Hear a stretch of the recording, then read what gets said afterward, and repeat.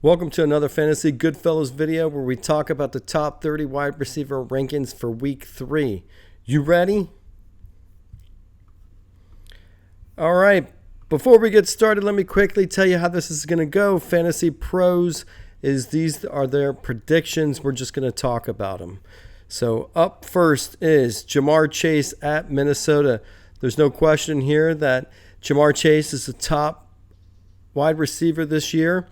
But the big question is, now that Joe Burrow's gone, what's going to happen? But what did he do in week 2? He had 165 receiving yards, 1 receiving touchdown. No surprise there. At number 2, we have Justin Jefferson versus Cincinnati. And here's a team that's in flux again.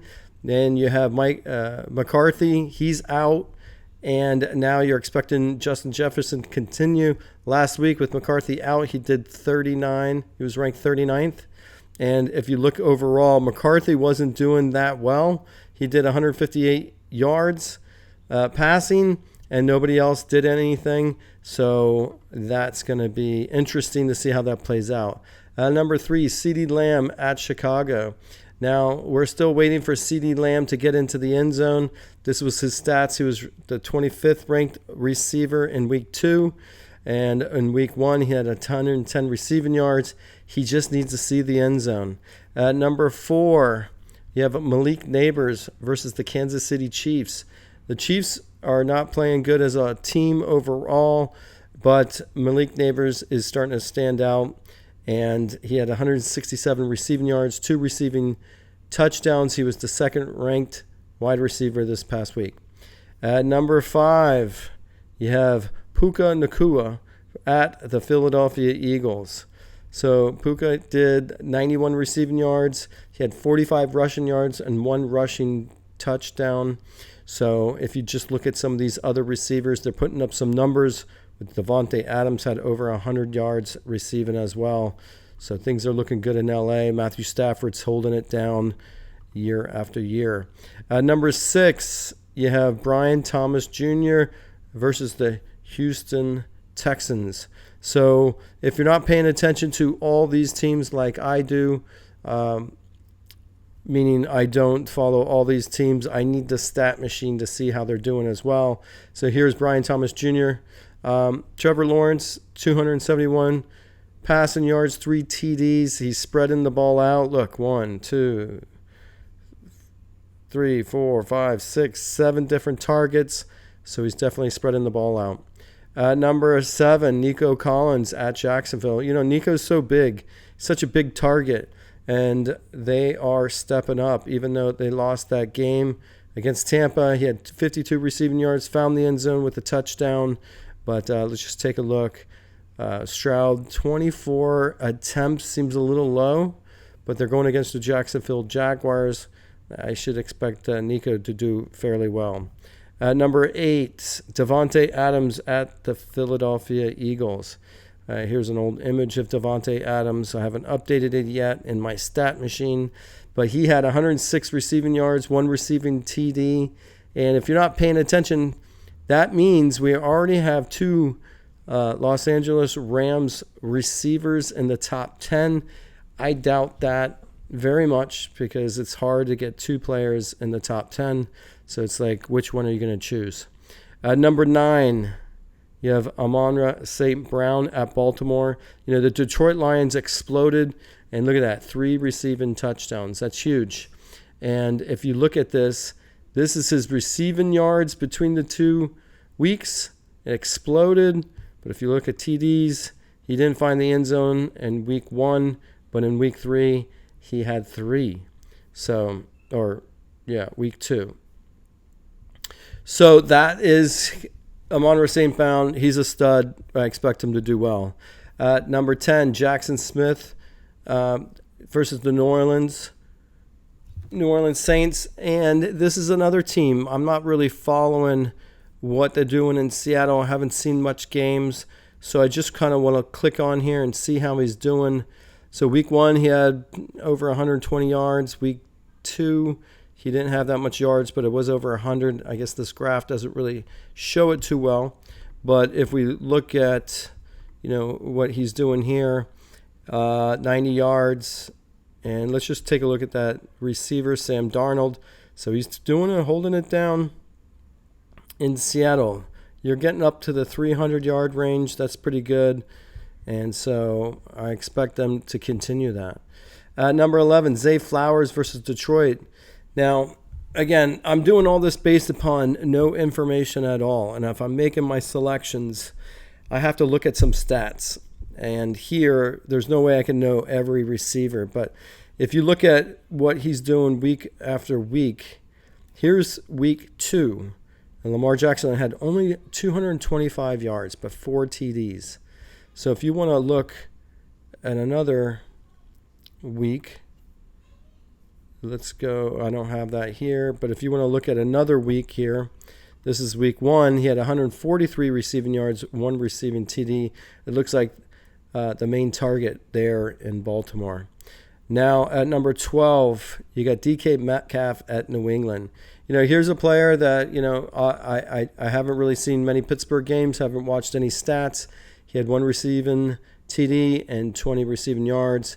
If you want to see what he's tracking here, this is what he's doing, over 80 yards, no yards. Let's look at TDs.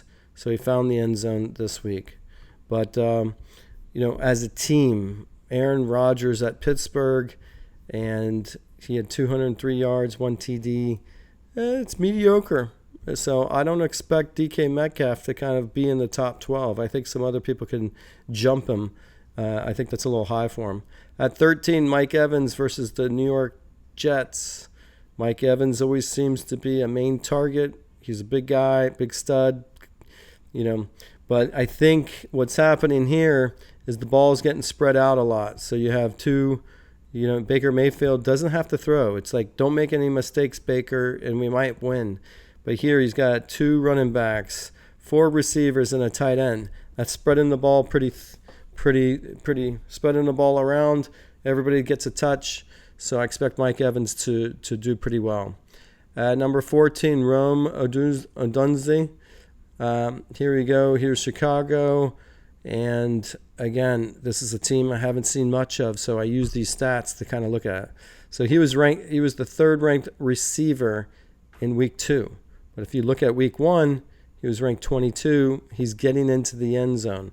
I think that's the main thing. Can he get into the end zone each and every week? A lot of receivers haven't shown that. But Caleb Williams, the 2 targets, the 2 touchdowns went to Rome. So that's a good sign if you have him. It's just DJ Moore is usually high in the rankings as well. Then you got DeAndre Swift over there that can find the end zone. So at 15, we have Drake London at Carolina. Now, the game, they didn't do a lot of stats in this game, but definitely Drake London's a big target. And he got 49 receiving yards on 3 catches. And I think that he can do well. It's just, if you look at his consistency, all under, between 45 and 55 yards, that's not cutting it and not finding the end zone. So at some time, you gotta question this ranking. At 16, you got Ladd McConkey. I think that he's not having the breakout season that everybody's expecting him to have. And I kind of like Quentin Johnston instead. McConkey might have an injury. He might be, but here you go. Quentin Johnston, 2 receiving touchdown. I think he's a bigger receiver, and I think that should bode well for him. But if you're McConkey, how do you justify such a high ranking at here at 16? It's a little stretch. At 17, you have Deebo Samuel, senior now, at Cincinnati Bengals. And he found the end zone, 44 receiving yards. But I think, let me go back to the predictions here. This is an old picture that was throwing me off. I haven't updated our stat machine. But Washington, here we go. We have Jaden Daniels, 200 yards. He's not having that explosive breakout season he did last year, but he's holding his own. And I'm going to have to add some scores here so I can kind of see if they won the game or not. Number 18, you got Jacoby Myers at the Washington. So Jacoby Myers, 68 receiving yards, ranked 47. That's not cutting it. And it really goes to who's really going to be the standout receiver here. Geno Smith, he's doing mediocre. Nothing to write home about. But here, let's take a look at what he did in week 1, 97 receiving yards. I think we expect a little bit more from Jacoby Myers, but that Las Vegas Raiders offense needs to pick it up. And we have to, that's the 2024. So let's go back here to the 19th is Tyreek Hill at Buffalo. So it looks like there was some offense movement there in Miami.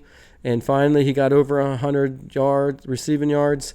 That's pretty good. Seems like the ball was getting distributed really well. They didn't get the victory, so that's going to be a little demoralizing. But now you have two over 315 yards.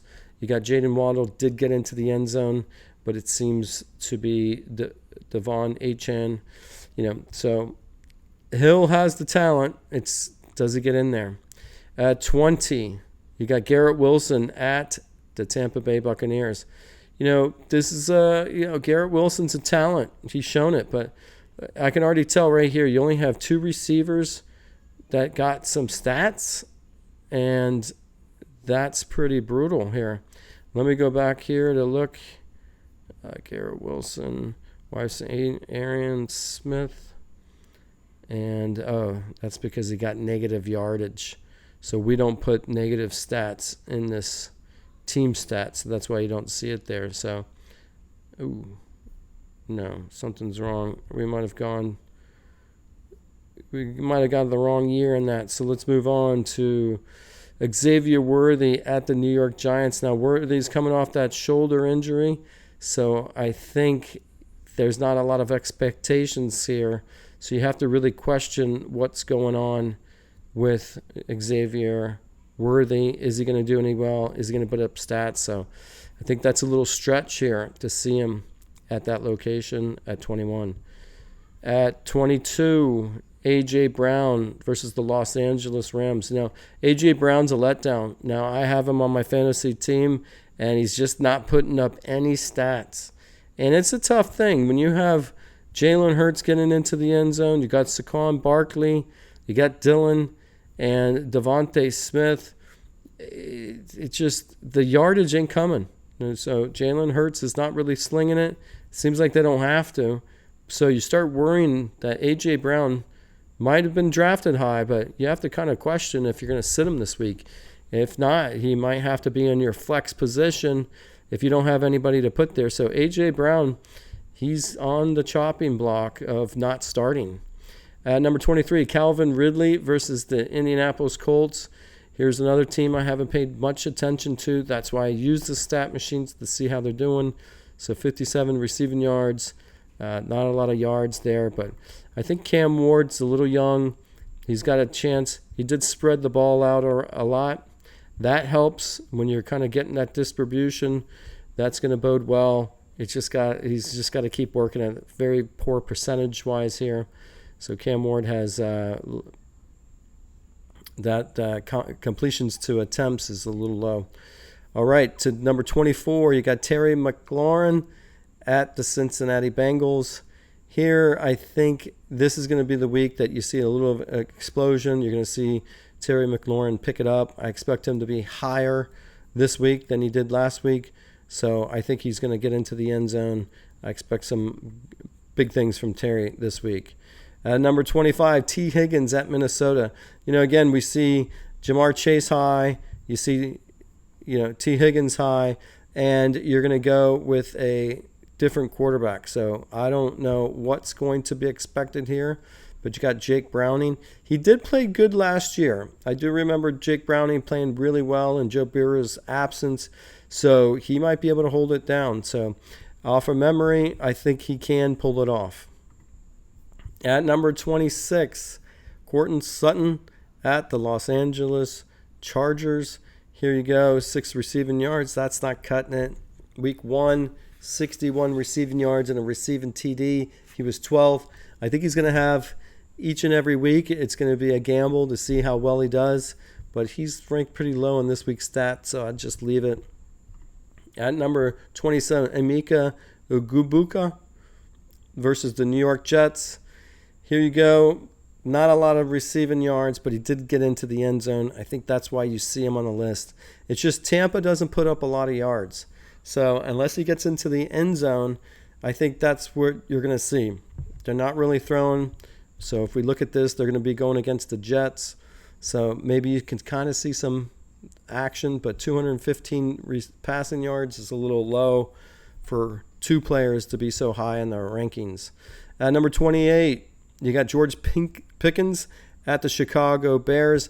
I like Pickens. He's really stepping it up. This is an old picture, but he's on the Dallas Cowboys. He's stepping it up, 68 receiving yards.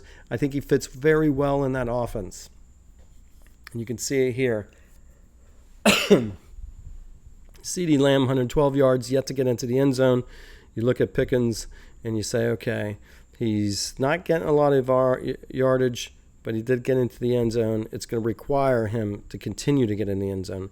At number 29, you have Chris Olave at the Seattle Seahawks. You know, I like Rattler. You know, he's getting into the end zone. It seems to be that this offense could be a little sleeper, and so all these receivers could be taking turns doing well. They definitely have a core here. They have a tight end. The only thing I see is, are you going to get the yards and the touchdowns if you're spreading it out? And right now it seems they're spreading it out.